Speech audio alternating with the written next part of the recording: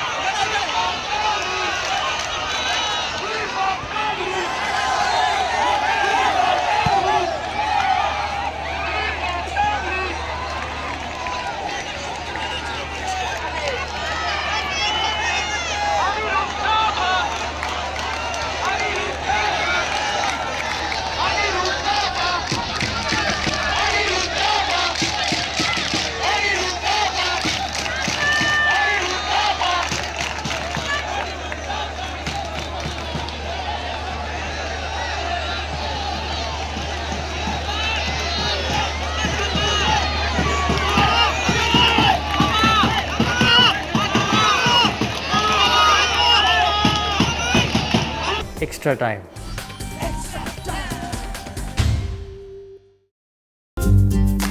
Latest news আর exclusive ভিডিওর সঙ্গে update থাকতে এখনই সাবস্ক্রাইব করুন আমাদের ইউটিউব চ্যানেল।